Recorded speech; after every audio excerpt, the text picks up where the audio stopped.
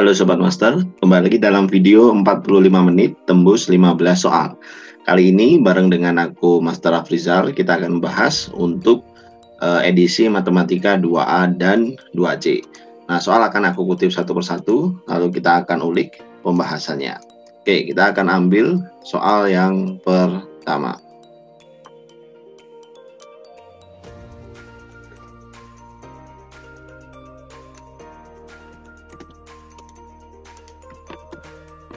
Nah, ini dia soal yang pertama. Jadi di soal yang pertama ini kita diminta untuk menentukan nilai dari integral ln x dikali akar ln x plus 1 per x dx. Dimana untuk menyelesaikan integral tersebut kita hanya perlu memisahkan u-nya sama dengan ln x plus 1. Hal ini dikarenakan pertimbangannya adalah bahwa untuk menggunakan teknik yang pertama, teknik substitusi, maka kita perlu memisahkan sebuah fungsi menjadi u. Dan karakteristik fungsi yang menjadi u adalah fungsi yang relatif lebih rumit, lokasinya juga lebih rumit. Sehingga dari situ maka aku bisa katakan ln x sama dengan u-1. Dan berarti itu juga artinya du sama dengan 1 per x dx. Sehingga integral di sini, integral di samping ini, kita bisa pandang sebagai integral dari buka kurung u-1 akar u dikalikan du, atau sama dengan integral dari u pangkat 3 per 2 dikurangi u pangkat 1 per 2 du. Dan hasil pengintegralannya dengan metode polinom bisa dituliskan sebagai 3 per 2 ditambah 1 5 per 2, 2 per 5. U-nya kita kembalikan lagi ya, berarti ini jadi ln x plus 1 pangkat 5 per 2 minus 2 per 3 buka kurung ln x plus 1 pangkat 3 per 2 plus c. Dan ini adalah hasil pengintegralan untuk soal nomor 1. Kita lanjut ke soal nomor 2.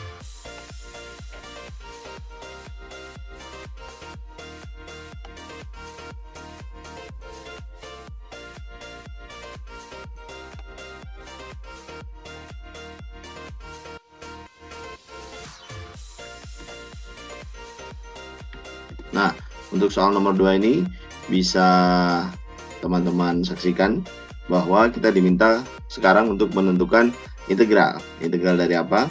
Integral dari 1 sampai 2. Fungsinya apa? Fungsinya adalah dx atau 1 dx per 1 per x min 2 akar x. Nah, untuk menyelesaikan bentuk ini kita bisa gunakan teknik substitusi untuk merasionalkan dengan cara memisalkan nih, bahwa nilai variabel P itu sama dengan akar X. Berarti aku akan peroleh OP kuadrat itu sama dengan X, dan berarti 2P dP itu sama dengan DX. Sehingga apa? Sehingga integral ini sementara ini bisa aku tuliskan dalam variabel P, ke dalam DX-nya menjadi 2P dP, terus kemudian di sini ada P kuadrat minus 2P. Nah, untuk menyederhanakan bentuk itu kita bisa keluarkan faktor P-nya di penjemput ya, 2P dP per P dikalikan P minus 2, dan kita bisa eliminasi faktor P tersebut sehingga hasilnya sama dengan 2 integral dP per P min 2. Nah, seperti ini, dimana hasil integralnya adalah 2 dan harga mutlak P minus 2 plus C. Kemudian integral ini kita akan bawa sesuai dengan konteksnya semula, yakni integral tentu, berarti hasilnya adalah 2 ln, kita ganti P-nya akar X minus 2. Nah, ini dievaluasi dari 1 sampai 2, sehingga nanti hasilnya bisa dituliskan ke dalam 2 ln buka mutlak akar 2 min 2 dikurangi 2 ln buka mutlak 1 min 2 atau min 1 ln 1 0. Berarti kita tuliskan 0 saja seperti ini. Nah, ini adalah hasil pengerjaan untuk soal nomor 2. Kita lanjut ke pembahasan soal nomor 3. Kita akan kutip terlebih dahulu soalnya.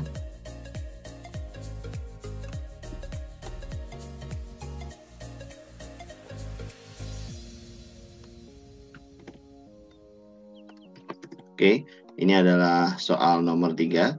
Kita akan perbesar. Nah, jadi di soal nomor 3 ini kita diminta untuk lagi-lagi menentukan integral. Integral atas apa? Integral atas dx per x kuadrat plus x. Nah, untuk menentukan integral ini kita bisa pandang terlebih dahulu nih. Integral ini sebagai integral dx per x dikalikan x plus 1. Nah, di mana integral yang memiliki faktor lebih dari 1 di bagian penyebutnya bisa kita selesaikan dengan pecahan parsial. Nah, dengan membentuk pecahan-pecahan baru yang masing-masing penyebut pecahan adalah x dan x plus 1. Oleh sebab itu kita tahu bahwa pembilangnya akan berorder atau memiliki bentuk polinom dengan order n-1 dari penyebut, maka ini A dan ini kita bisa tuliskan B. Nah, integral seperti ini kita kembalikan lagi bentuknya sesuai dengan integral yang ada di soal untuk mengetahui A dan B-nya. Maka kita peroleh AX plus BX seperti ini. Terus kemudian ditambah A dx dibagi dengan x kuadrat plus x, hasilnya adalah integral 1 dx per x kuadrat plus x. Oh, dari situ berarti kita mendapatkan sebuah informasi penting nih. Apa itu? Bahwa A ditambah B, koefisien di depan x adalah 0. Karena tidak ada nilai x di ruas sebelah sini ya. Berarti A plus B sama dengan 0. Dan kita juga tahu bahwa nilai A adalah satu-satunya konstanta di integral yang berwarna oranye. Itu bernilai sama dengan satu-satunya konstanta di pembilang integral induk. Berarti A-nya sama dengan 1.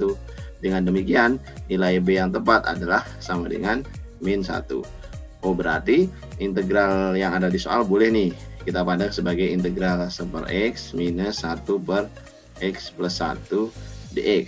Atau yang dimana integral ini hasilnya adalah ln dari mutlak x per x plus 1 ditambah c. Nah, ini adalah bentuk atau hasil dari pengintegralan soal nomor 3. Nah, jadi seperti itu ya cara melihatnya. Oke, kita masuk ke soal nomor 4. Kita kutip terlebih dahulu soalnya.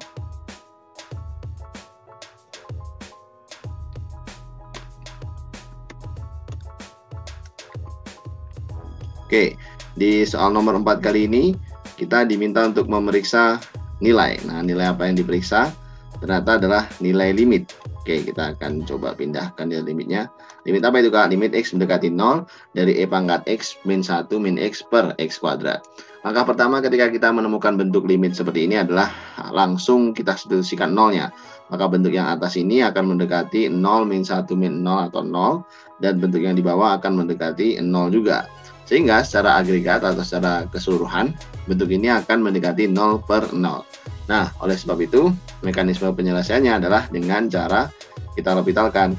Kita turunkan pembilang, kita turunkan penyebut secara terpisah, dan kita tetap memberlakukan limit ya pada bentuk seperti itu. Maka turunan pembilang adalah e pangkat x min 1, turunan penyebut adalah 2x. Setelah kita substitusikan 0 ke dalam persamaan baru yang kita peroleh setelah kita menggunakan lopital, kita masih memperoleh pembilang yang menuju ke 0, penyebut yang menuju ke 0 juga. Sehingga kita diperbolehkan untuk melakukan lopital sekali lagi. Berarti ini nanti jadinya limit ketika x mendekati 0, e pangkat x per 2. Atau jika kita substitusikan 0 kembali ke persamaan ini diperoleh hasil yang sudah bilangan real, yakni setengah. Oh, berarti nilai dari limit x mendekati 0 e pangkat x min 1 min x per x kuadrat adalah setengah. Nah, itu tadi pembahasan soal nomor 5. Soal nomor 4. Sekarang kita akan masuk ke soal nomor 5. Kita kutip terlebih dahulu soalnya.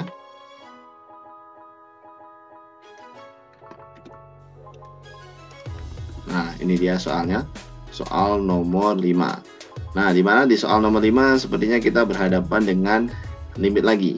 Nah, di mana limit kali ini adalah limit x mendekati 0 dari sebelah kanan dari fungsi 1 per sin x min 1 per x. Ketika kita mengetahui limit seperti yang sudah aku sampaikan tadi, kita tinggal langsung substitusikan saja 0 ke dalam limit. Nah, di mana ketika disubstitusikan 0 maka nilainya untuk ruas yang pertama atau suku kalimat pertama ini menyerupai tak hingga. Nah, suku yang kedua juga menyerupai tak hingga. Dan dikatakan bahwa menurut bab 8 infinite per infinite adalah bentuk tak tentu. Oleh sebab itu kita harus mengubahnya terlebih dahulu menjadi seperti ini. Limit x mendekati 0 plus di sini x minus sin x gitu ya, per x dikalikan sin x. Terus kita substitusikan lagi 0 ke dalam persamaan diperoleh pembilang menuju ke 0 dan penyebut menuju ke 0. Sehingga kita sah untuk melakukan L'Hopital ya, dari bentuk seperti ini. Limit ketika X mendekati 0 plus 1 minus cos X. Terus kemudian kita turunkan penyebutnya secara terpisah seperti pada soal sebelumnya. Ada sin X plus X cos X. Nah, seperti ini. Lalu kayak gimana Kak? Kita substitusikan lagi 0, dimana yang pembilang masih menuju ke 0 dan yang penyebut juga masih menuju ke 0. Sehingga mungkin kita bisa L'Hopitalkan sekali lagi ya.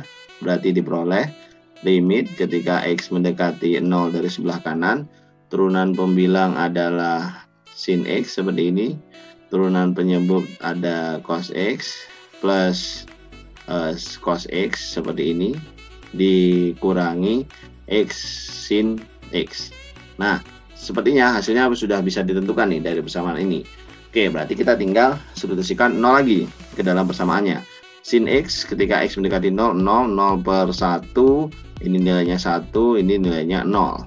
Nah, berarti ini secara agregat nilainya adalah 0 per 2, atau berarti sama dengan 0. Nah, jadi dapat disimpulkan hasil dari limit X mendekati 0 plus dari sepersin X min seper X adalah 0. Oke, kita lanjut ke soal nomor 6. Kita akan kutip terlebih dahulu soalnya untuk nomor 6.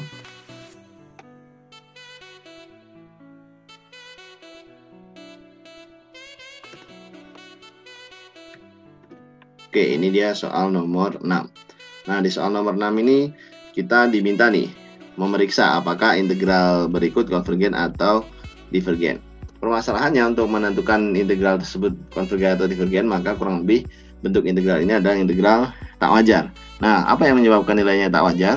Perhatikan bahwa untuk fungsi f yang digunakan kan fx sama dengan x per x min 1 pangkat sepertiga, seperti itu. Dan di mana untuk daerah pengintegralan yang dari 0 sampai 1, nilai F1 ini menjadi tidak terdefinisi. Nah, jadi jika aku tuliskan F1, maka F1 pada fungsi seperti itu tidak ada. Sehingga integral ini dikatakan tak wajar karena melewati X sama dengan 1.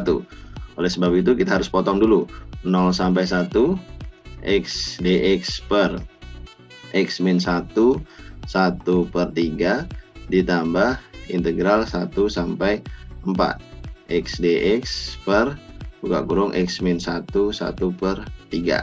Nah, untuk memudahkan pekerjaan kita akan meninjau integral yang tersedia terlebih dahulu ya. Jadi integral dari X dx per buka kurung X min 1 pangkat 1 per 3.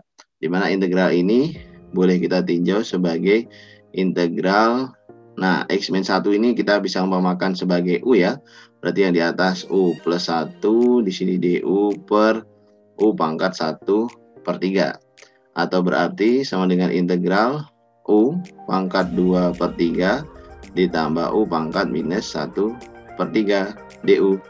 Nah, sehingga hasilnya adalah 2 per 3 tambah 1, 3 per 3, 5 per 3 ya. 3 per 5, U-nya kita balik lagi, X min 1, 5 per 3 ditambah min sepertiga tambah 1 itu 2 per 3 dibalik 3 per 2 U pangkat 2 per 3. Nah, siapakah U-nya? Kita langsung ganti aja. X min 1, 2 per 3 plus C. Nah, ini hasil integralnya. Sehingga kalimat limit di atas, kalimat ini ya, integral 0 sampai 4 X dx per buka kurung X min 1 pangkat sepertiga itu bisa kita tuliskan sebagai limit saat A mendekati 1 dari sebelah kiri. Fungsinya ini berarti ya. 3 per 5 X min 1, 5 per 3 plus 3 per 2 buka kurung X min 1 pangkat 2 per 3. Yang ini dievaluasi dari 0 sampai A, terus kemudian ditambah dengan yang satunya beda nih, limit B mendekati 1 dari sebelah kanan. Fungsinya sama, 3 per 5 X min 1, 5 per 3 plus 3 per 2 X min 1, 2 per 3 dievaluasi nih dari B sampai 4. Semestinya ketika kita substitusikan nilainya terutama di A. Nah, berarti nanti jadinya kan 3/5 A-1 5/3 plus 3/2 A-1 2/3 plus -1 pangkat 5/3 -1 berarti -3/5.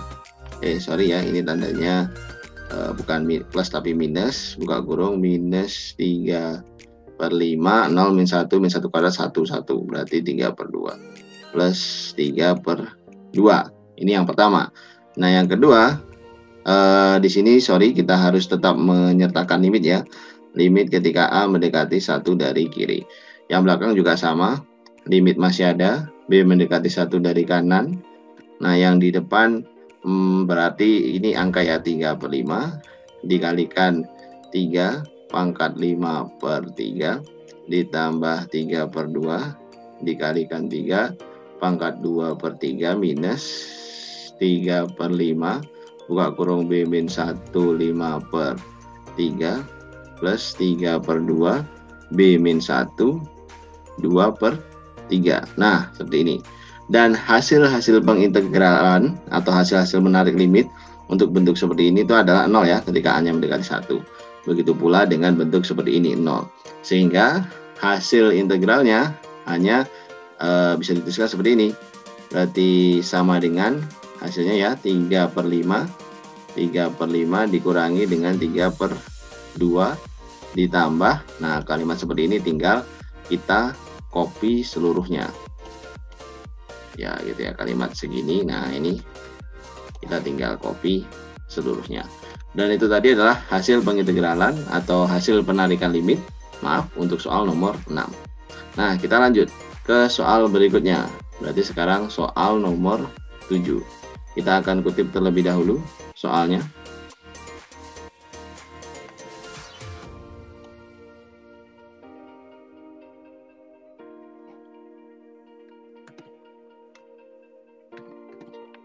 Oke, untuk soal nomor 7 kita diminta untuk memeriksa kekonvergenan dari deret berikut.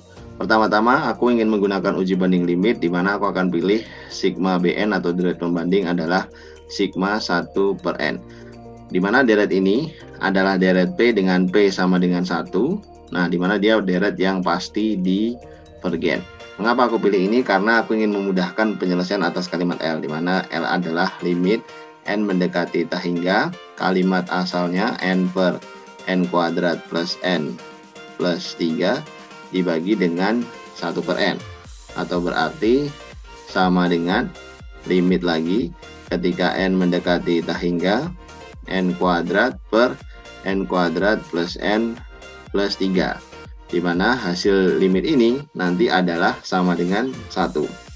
Ketika limitnya 1 dan kita tahu bahwa deret pembanding kita divergen, maka sudah dapat disimpulkan bahwa deret sigma n per n kuadrat plus n plus 3 ketika n-nya bergerak dari 1 sampai infinite adalah mengikuti B, karena mereka akan sama-sama divergen.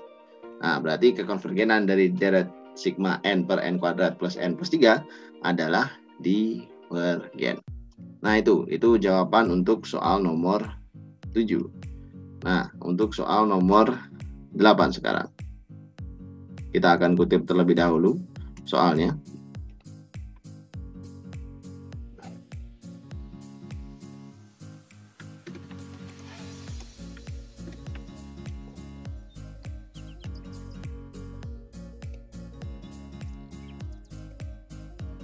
Oke, di mana soal nomor 8 kita diminta untuk memeriksa kekonvergenan deret berikut.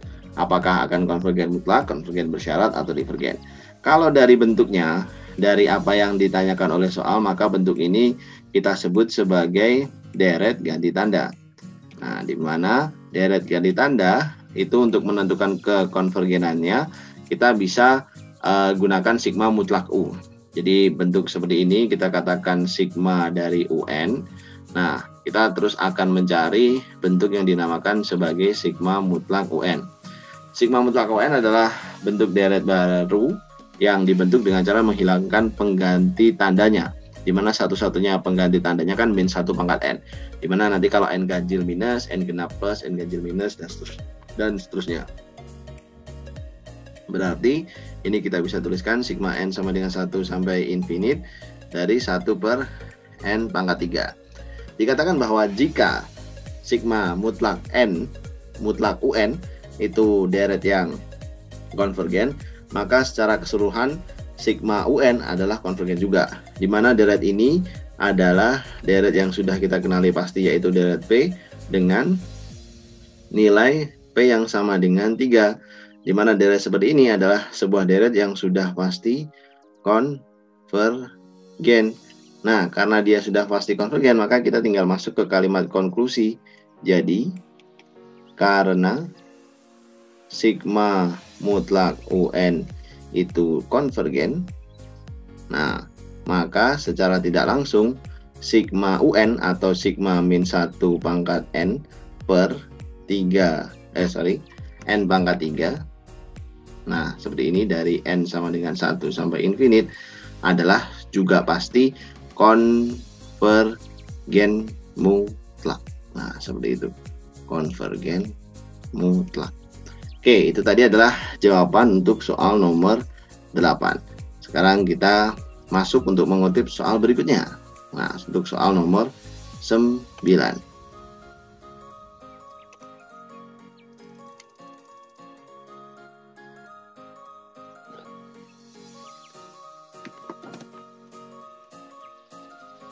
Oke, untuk soal nomor 9 kita diminta untuk menentukan jari-jari kekonvergenan bagi deret berikut. Nah, ini deret ini kita sebut sebagai deret pangkat ya, sepertinya. Nah, dimana untuk deret pangkat penyelesaiannya kita tetap akan meminjam notasi rho.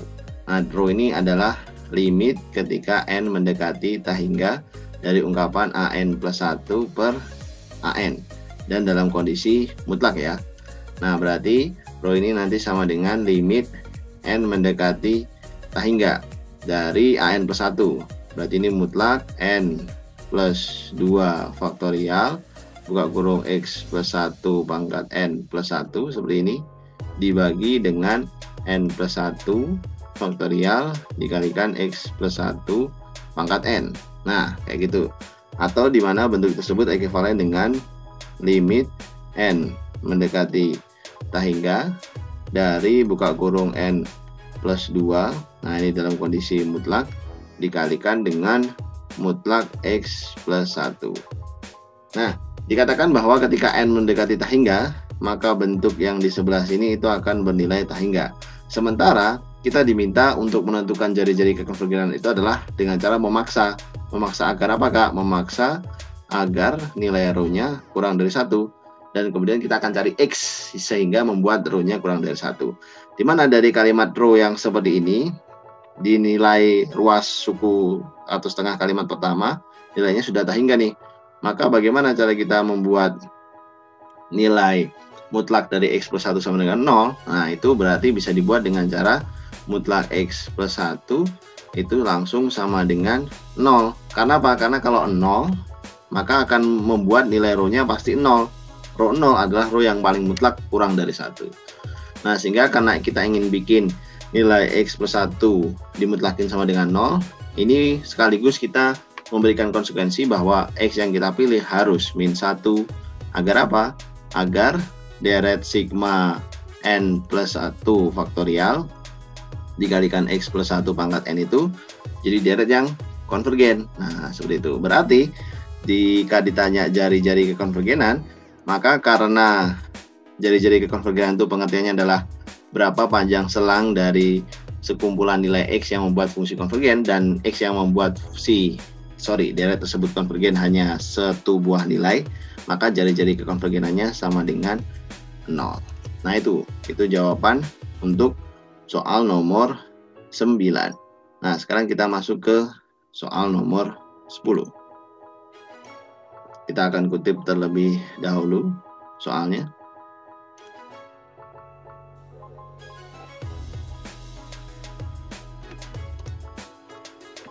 Nah, ini dia soal nomor 10.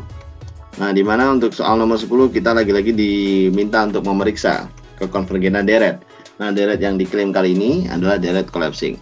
Untuk menyatakan apakah deret ini deret collapsing, maka kita harus tuliskan bentuknya supaya jadi AN dikurangi dengan AN plus 1. Nah, untuk membuat bentuk di samping menjadi AN min 1, maka mungkin aku akan petakan seperti ini ya. Sigma N sama dengan 1 sampai infinite dari 1 per N min 1 per N min 1. Atau kalau enggak kita balik ya. 1 per N min 1 min 1 per N. Nah, nanti N min 1. Oh ya, betul berarti ya. Nah, ini adalah bentuk yang ekuivalen dari deret di samping. Dimana untuk bentuk seperti ini, maka kita tahu jumlah Sn-nya. Nah, jumlah parsial Sn-nya. Jumlah parsial Sn-nya adalah jumlah suku pertama, gitu ya. Nah, ini kita ralat dulu. Suku pertamanya mulai dari 2, N sama dengan 2. Jadi berarti 1 per 2 min 1, 1 per 1. Nah, 1 per 1 dikurangi 1 per N. Ini adalah Sn-nya. Nah, kemudian berarti untuk mencari kekonvergenan kita tinggal perlu mencari limit N mendekati tak hingga dari Sn. Jika hasil limit Sn-nya ini nanti konvergen, bilangan adil, maka kita katakan deret tersebut juga konvergen. Jika hasilnya divergen atau bilangan tak real atau tak hingga gitu ya, maka deret tersebut juga divergen. Berarti ini sama dengan limit juga N mendekati tak hingga 1 min 1 per N, atau berarti ini sama dengan 1 min 0 sama dengan 1. Nah, gara-gara hasil limitnya itu sama dengan 1, maka kita tahu bahwa jumlah parsialnya akan konvergen. Konvergen kemana, Kak? Jadi kalau kita jumlahkan bentuk seperti ini terus-menerus, dia akan konvergen ke 1. Nah, jadi jawabannya adalah konvergen. Deret sigma N sama dengan 2 sampai infinite 1 per N kuadrat min N adalah deret yang konvergen. Kita lanjut ke soal nomor 11. Kita akan kutip soalnya terlebih dahulu.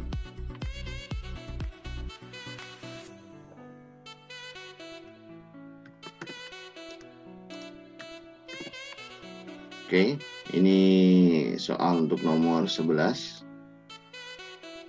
Nah, dimana untuk nomor 11 ini kita diminta untuk menentukan persamaan garis singgung dari fungsi ini. Oke, pertama-tama untuk menentukan persamaan garis singgung, kita harus tentukan terlebih dahulu M-nya. Ya, gitu ya. Dimana M itu dicari menggunakan d per dx. Nah, untuk mencari d per dx, aku akan turunkan ruas kiri dan ruas kanan. Nah, seperti ini, d per dx dari 4 menggunakan turunan implisit. Oke, berarti hasilnya 0 ya. Berarti di sini 2x dikalikan dx per dx1 plus 2y dikalikan dy per dx, hasilnya 0. Nah, dari kalimat tersebut diperoleh bahwa 2x sama dengan minus 2y dy per dx. Atau berarti dengan kata lain, dy per dx itu sama dengan minus x per y. Berarti kita katakan juga bahwasanya dy per dx di titik yang diberikan, di titik berapa itu? 1, akar 3. Nilai M-nya, nilai gradien di 1, akar 3 adalah sama dengan minus 1 per akar 3. Nah, dari sini kita akan dapatkan persamaan garis singgung. Persamaan garis singgungnya y minus y1 akar 3 sama dengan minus 1 per akar 3 dikalikan x min x1 yaitu 1. Nah, ini adalah rumus persamaan garis singgung dari fungsi yang bentuknya lingkaran x kuadrat plus y kuadrat sama dengan 4 di titik yang diberikan 1, akar 3. Nah, untuk setiap titik seperti itu, pertama perhatikan bahwa apakah titik ini memang benar-benar ada di dalam kurva. Dimana kalau dalam konteks kali ini, titik ini memang ada di dalam kurva ya. 1 kuadrat plus akar 3 kuadrat itu memang 4. Jadi 1, akar 3 adalah memang titik yang ada di kurva x kuadrat plus y kuadrat sama dengan 4. Sehingga kita bisa mencari garis singgungnya. Oke, kita lanjut ke soal berikutnya. Berarti sekarang ke soal nomor 12. Kita akan kutip terlebih dahulu soalnya.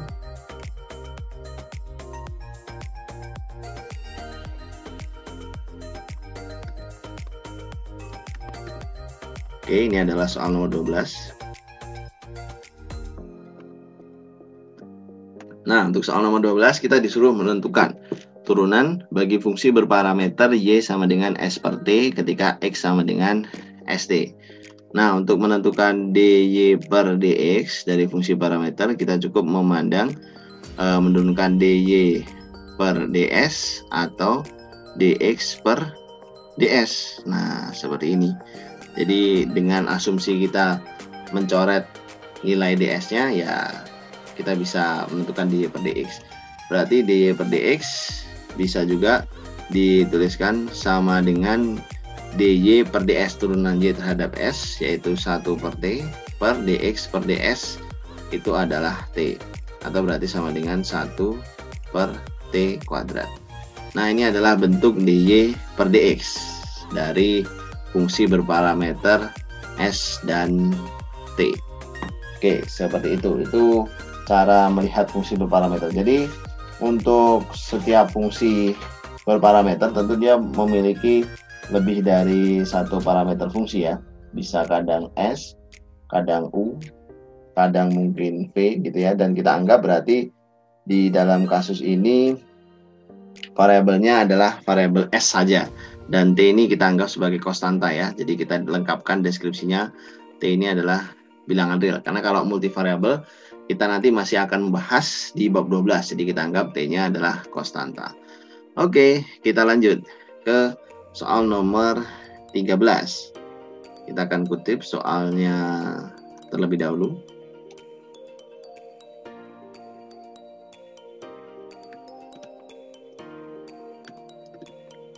Oke, ini adalah soal nomor 13. Kali ini masuk ke dalam pembahasan vektor.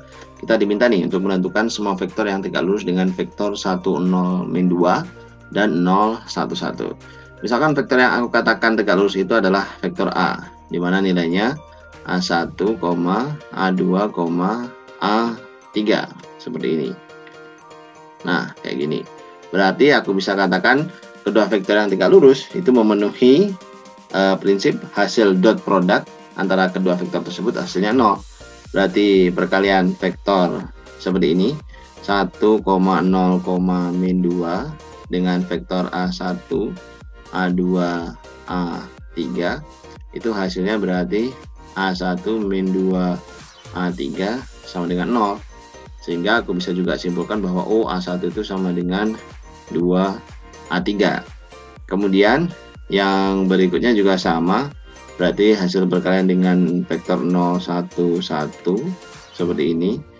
Itu dengan A1, A2, A3. Berarti itu sama dengan A2 plus A3. Hasilnya juga pasti sama dengan 0. Nah, dari sini aku dapati bahwa ternyata A2 itu sama dengan A3. Sehingga apa? Sehingga berarti vektor A itu bisa dituliskan sebagai 2A3, A3, atau kemudian A3. Nah, seperti ini. Sehingga ini bisa juga dituliskan sebagai perkalian dari sebuah bilangan real A3 dengan vektor 2, 1, 1. Nah, sekarang arti dari kalimat ini apa, Kak? Sebenarnya arti dari kalimat ini mudah. Artinya adalah bahwa semua vektor yang sejajar dengan vektor 2, 1, 1, berapapun panjangnya, bisa sangat panjang, bisa cukup pendek, itu pasti akan tegak lurus dengan vektor 1, 0, min 2 atau 1 i hat plus 0 j hat min 2 k hat, dan sekaligus tegak lurus pula dengan vektor 0, 1, 1. Sebenarnya ada cara lain dalam menentukan semua vektor yang tegak lurus adalah dengan mengalihkan cross product keduanya, di mana itu bisa dibantu dengan determinan matriks yang disusun berdasarkan rumus yang telah disediakan. Namun, kita juga bisa menggunakan bentuk vektor seperti ini. Oke, itu tadi jawaban soal nomor 13. Nah, sekarang kita masuk ke soal nomor 14. Kita akan kutip terlebih dahulu soalnya.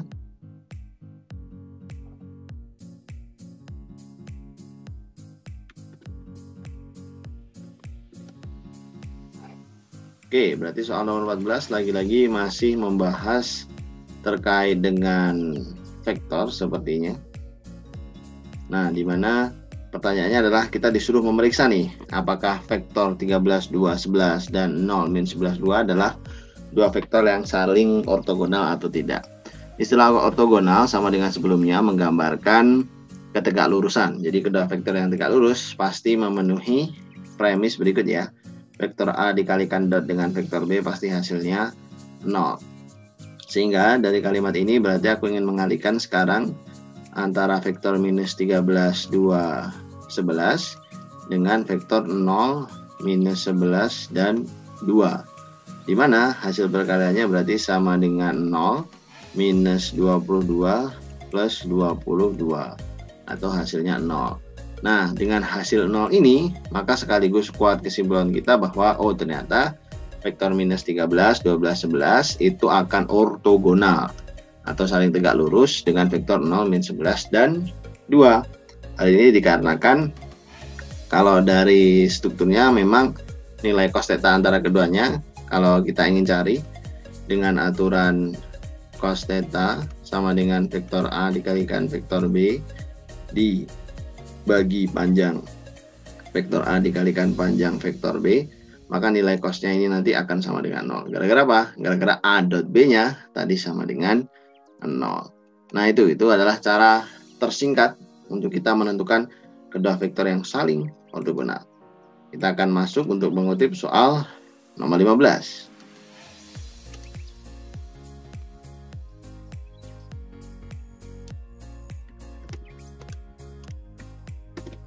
Nah, ini adalah soal nomor 15, di mana kita diminta untuk mencari persamaan garis singgung kurva 2 cos ti hat plus sin tj hat plus minus t plus pi per 3 j hat di sebuah titik. Di mana itu Kak? Di titik t sama dengan pi per 3. Nah, pertama-tama dalam konteks ini berarti kita pahami garis yang dimaksud adalah garis dalam ruang, di mana persamaan garis di ruang itu bisa dituliskan dalam persamaan yang khusus ya, x minus x0 seperti ini dibagi dengan A sama dengan y minus y0 dibagi B sama dengan z minus z0 dibagi C, di mana A, B, C itu masing-masing menyatakan vektor arah dari garis tersebut di titik x0, y0, z0. Sementara x0, y0, z0 adalah titik-titik yang dilewati. Berarti untuk menemukan x0, nah gini ya, titik x0, y0, z0, kita cukup mencari vektor r ketika t-nya pi per 3. Nah, seperti ini. Atau berarti sama dengan 2 dikalikan cos pi per 3, itu setengah i hat ditambah setengah akar 3 j hat. Nah, kemudian minus dari buka kurung berarti ini 2pi per 3 k hat. Nah, itu r hat-nya. Kemudian kita juga perlu mencari vektor A. Nah, apa itu vektor A? Vektor A, B, C yang komponennya A, B, C itu adalah vektor R slash aksen di titik pi per 3. Nah, pertama-tama berarti kita perlu cari tahu dulu nih komponen dari R slash itu sendiri. Turunan dari fungsi di atas ya, berarti minus 2 sin T. Nah, di sini I topi plus cos T J topi min 1 k hat. Nah, gitu. Kemudian berarti kita tahu nih R ini kalimat R aksen ya. R aksen ketika pi per 3 berarti sama dengan minus 2 kali setengah akar 3. Nah, terus kemudian yang ini setengah j hat seperti itu. Yang terakhir adalah minus k hat. Berarti secara agregat, secara keseluruhan kita boleh dong menyatakan persamaan garis di bidang itu sebagai x minus x0 nya kan 1 per a nya tadi adalah minus akar 3 sama dengan y min setengah akar 3. Nah, gitu per 1 per 2 kayak gini sama dengan z min. Nah, z nya tadi di minus berarti plus ya, plus 2pi per 3 per min 1. Nah, ini adalah persamaan garis di ruang sesuai dengan ilustrasi di atas. Nah, jadi itu tadi adalah pembahasan untuk 15 soal di dalam 45 menit video kali ini. Nah, untuk teman-teman, untuk semua sobat master yang ingin tahu gimana caranya mengidentifikasi soal dengan sangat cepat, kalian bisa langsung cek aja gimana belajarnya di Master TPB, dan sampai jumpa di Master TPB nanti ya. Aku tunggu.